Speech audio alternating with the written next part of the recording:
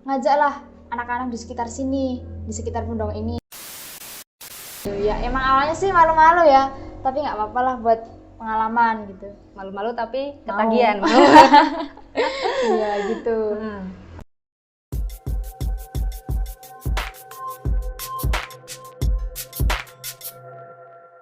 Selamat bertemu lagi di Tumbang Kenangan Podcast bersama saya Christine.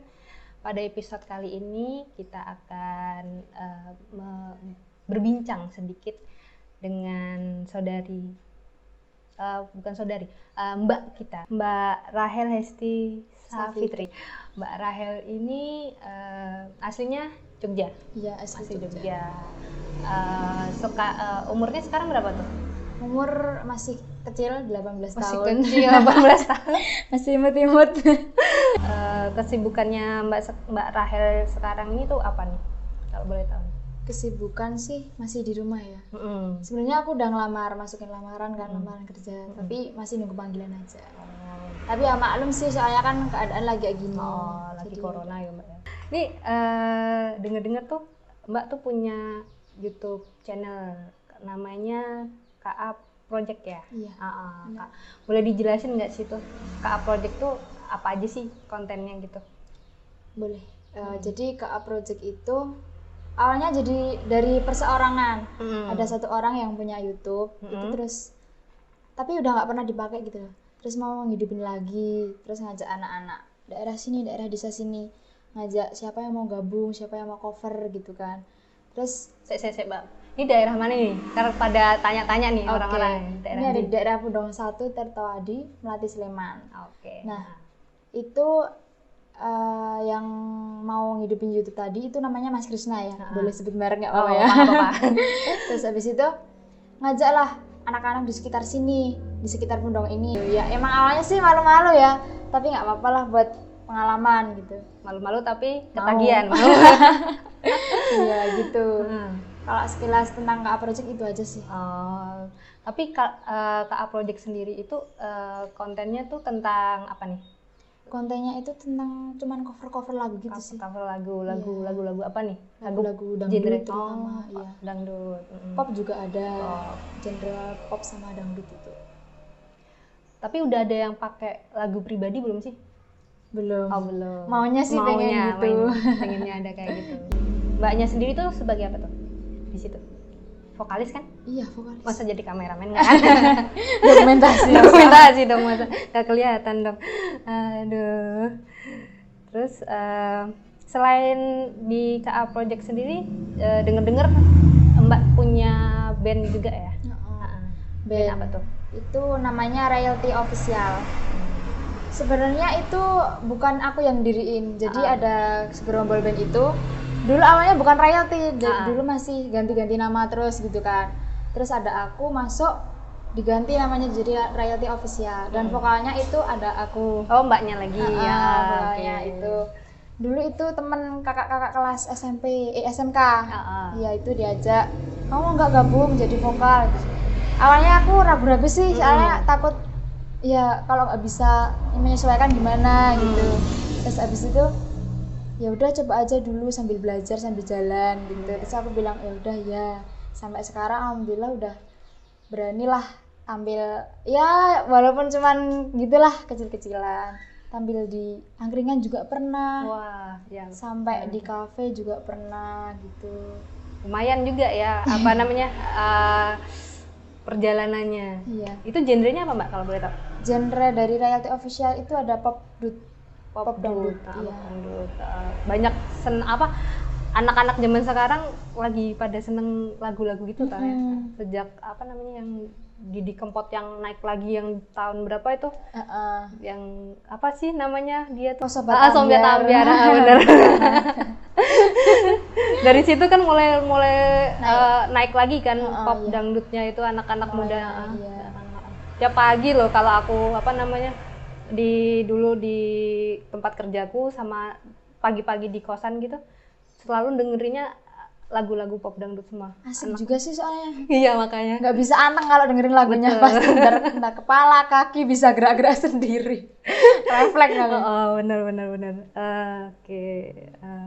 Itu awal mulanya Mbak Rahel suka nyanyi itu gimana sih? Kalau suka nyanyi sih udah dari kecil, tapi mau dikembangin itu dari SMP. Dari SMP itu mulai tahu yang namanya cengkok lah, inilah itu. Terus habis itu sama bapak disuruh, coba kamu tuh berani tampil di depan gitu, di depan umum. Terus aku bilang malu.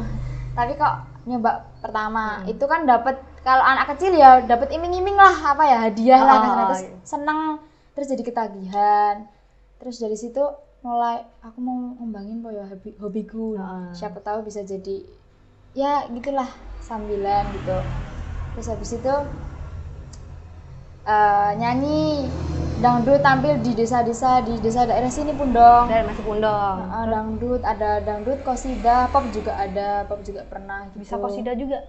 Bisa, tapi dikit-dikit lah. Wah, keren ya. Bukan turunannya Nisa Sabian ya.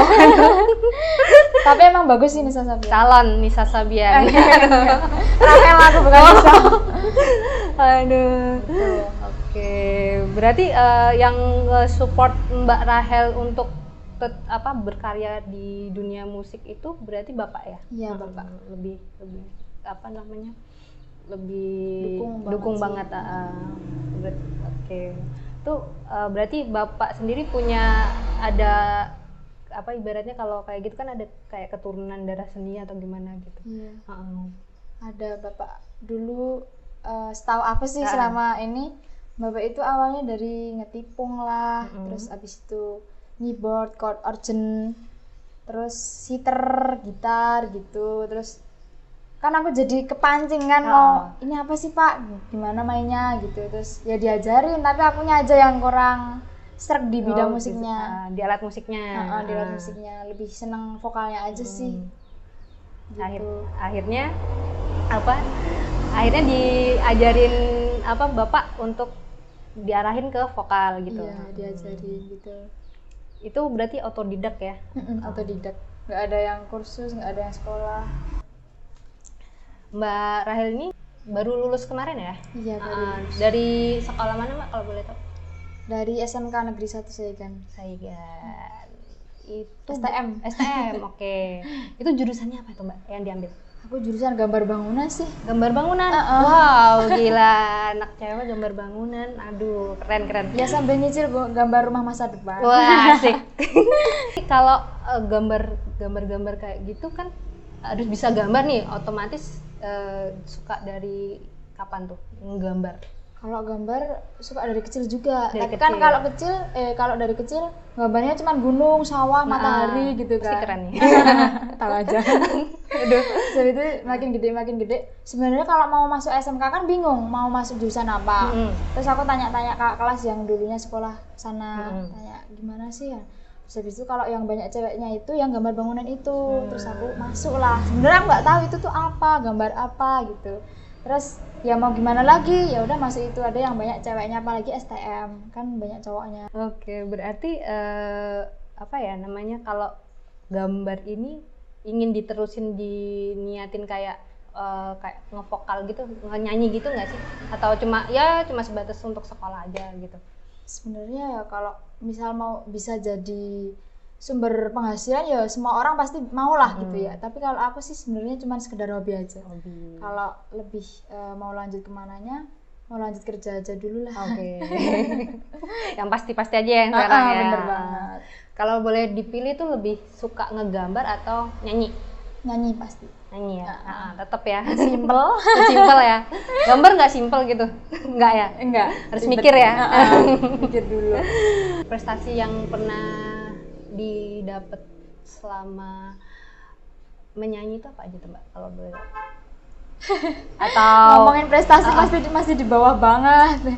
Cuman ya kalau masalah pengalaman pernah, bahkan yang dibilang ngamen apa sih, pernah gitu dari bawah gitu. Aku coba kamu nyanyi gini, maksudnya ngamennya di angkringan, nanti modelnya temanku muter gitu, pernah.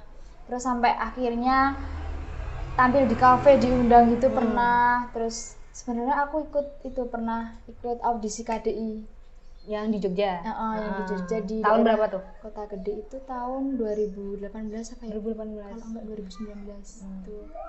tapi nggak masuk, nggak lolos. Nggak apa-apa, yang penting udah usaha ya. Yang penting berani dulu. Betul. Kalau nggak berani nggak bakal ke tingkat yang lebih tinggi kan. Benar. Terus apa lagi yang pernah dicoba selain ikut KDI itu? Itu aja sih. Cuman kalau masalah tampil-tampil ya itu tadi. Udah banyak ya. Udah banyak, alhamdulillah. Udah berani nyoba lah. Berarti kalau yang untuk kedepannya itu ini kan ada band sendiri tuh kan, tadi kan bilang ada band di luar yang KA Projection itu. Iya, ada. Terus itu apakah mau jalan berbarengan atau enggak tuh? Sebenarnya iya sih, jalannya itu barengan. Jadi sampai aku tuh bingung harus fokus yang mana. Kalau yang di sini beruntungnya kalau yang di sini itu lagunya Jawa-Jawa lama. Yang mana nih? Yang ini KA Project. Yang KA Project itu Jawa-Jawa lama. Terus kalau yang di band itu lebih fokus ke pop dut. Jadi aku bisa belajar semuanya. Dari situ aku belajar.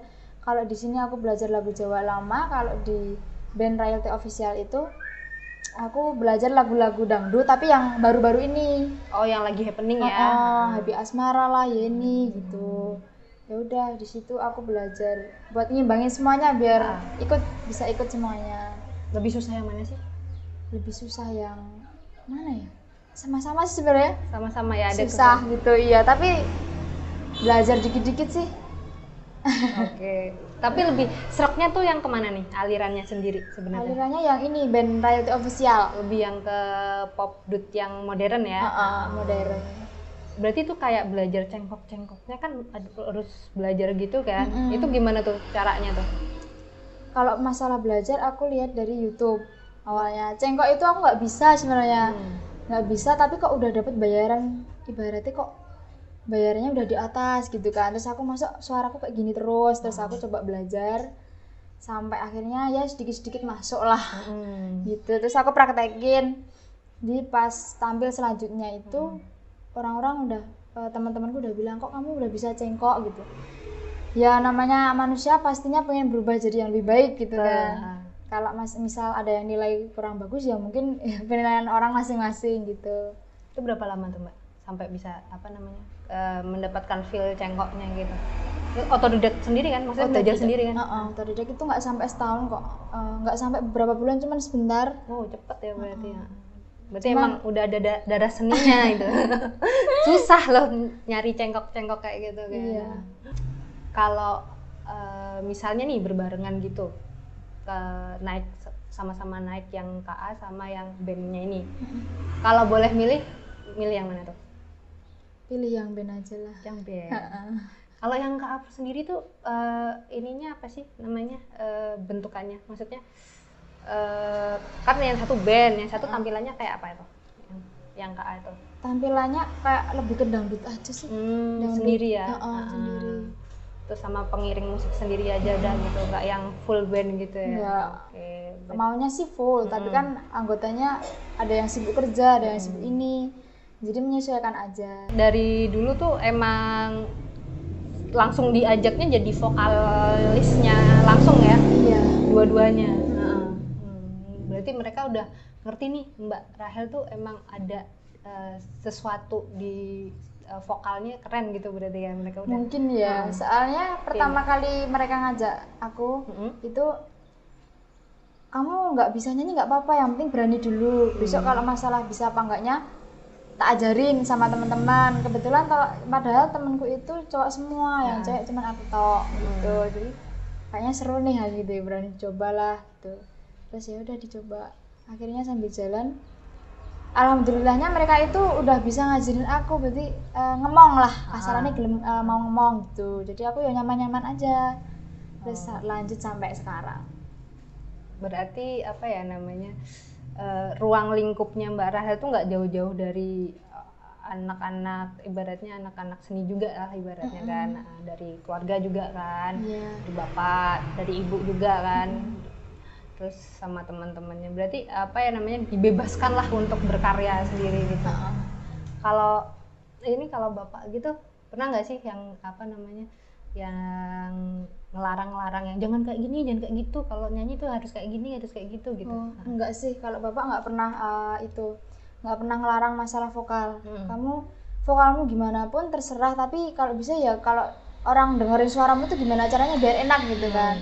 Tapi kalau masalah penampilan emang dilarang sih, jangan yang terlalu barbar gitu. Terlalu terbuka-buka gitu ya. Terlalu terbuka yang ya terbuka boleh, nggak pakai jilbab boleh, tapi yang sewajarnya aja gitu. Berarti support selalu ya kalau misalnya ada undangan. Yang paling jauh kalau boleh tahu di daerah mana tuh? Magua itu sih paling jauh. Paling jauh di Magua. Itu acara apa tuh kalau masih ingat?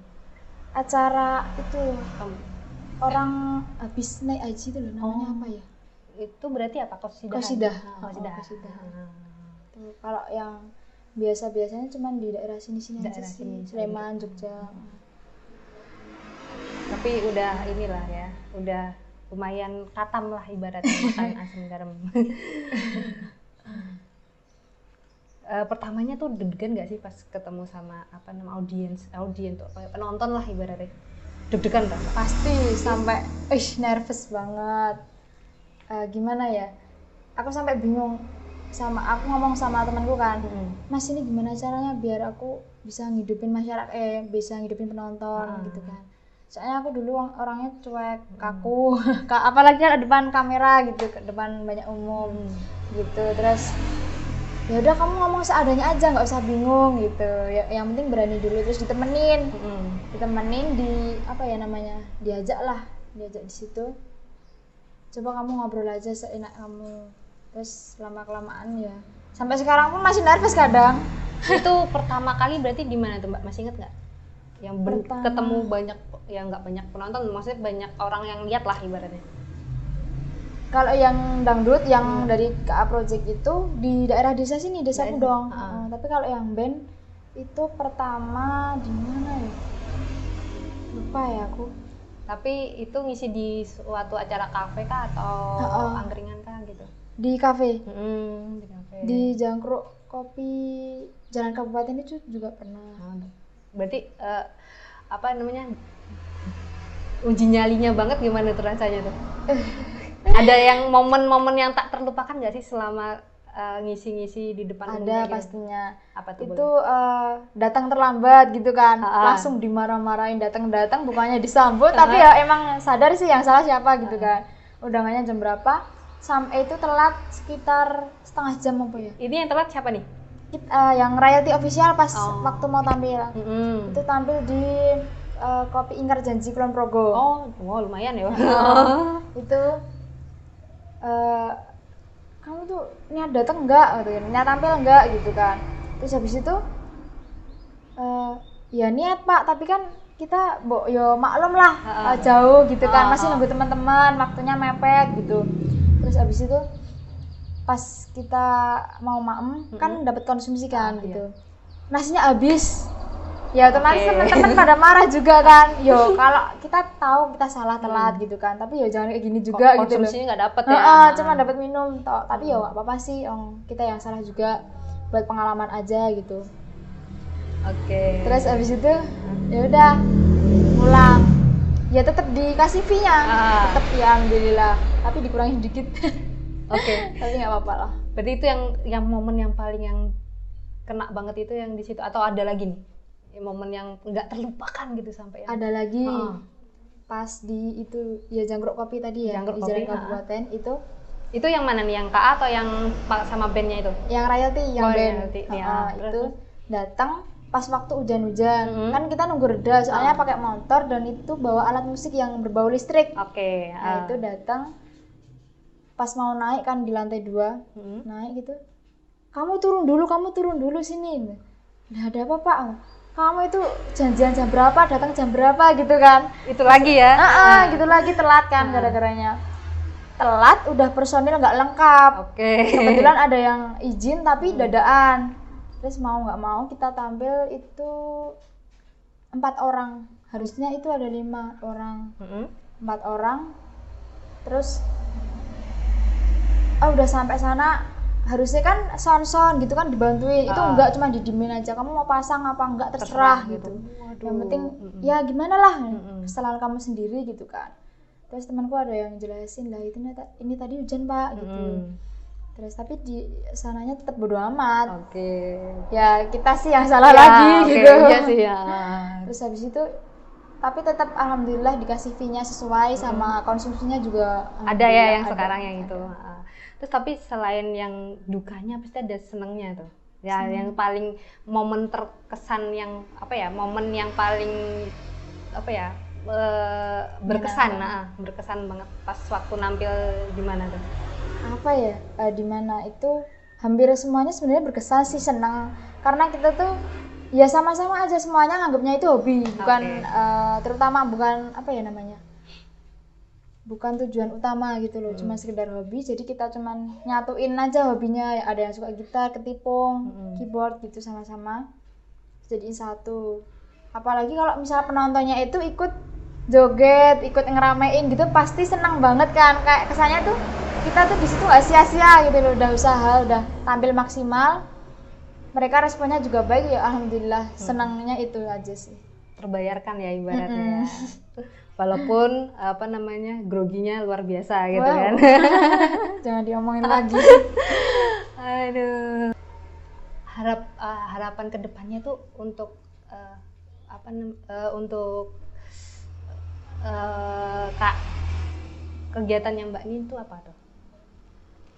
Harapan kedepannya itu kalau aku sih nggak terlalu berharap, maksudnya gimana ya, kalau berharap mau jadi orang sukses pastilah ya, tapi nggak dari vokal. Jadi aku fokus kerja gitu, intinya pengen jadi orang sukses tapi nggak dengan satu tujuan gitu loh, mana yang lebih cepat aku capai, aku bisa gitu, insya Allah aku capai itu aja. Kalau vokal kan emang dasarnya aku hobi, jadi nggak terlalu fokus itu aja gitu. Berarti bukan yang poin utamanya, bukan yang dinyanyinya ya. Sedatangnya yang mana gitu kan ibaratnya. Iya. Tapi kalau misalnya yang KA Project-nya ini sama bandnya itu mau ada rilis lagu sendiri gitu nggak sih? Ada sih yang KA Project. KA Project. Iya. Itu kapan tuh? Maksudnya dalam waktu dekat ini atau masih berapa lama? Mungkin masih agak lama sih ya. Agak lama. Tapi akan ada. Akan ada. Doain aja lah. Ya, kita saksikan ya di KA Project ya. Oke, ini dari tadi kita penasaran kan, ibaratnya Mbaknya kan vokalis tuh. Boleh nggak nih dikit aja nyanyiin apa gitu untuk para pendengar semuanya? Gimana? Kowe mbelok ngionangan tanpa ngewas kemburi, tak tabrak kowe lara, iki salai sopo yen kowe wis ra tresno, ngomong aja terus lunga, awas nemoni apes, lemah teles, Gusti sing bakal balas. Keren. Ya, terima kasih ya Mbak Rahel untuk waktunya yang singkat ini. Sama-sama. Terima kasih ya. Sekian dan terima kasih.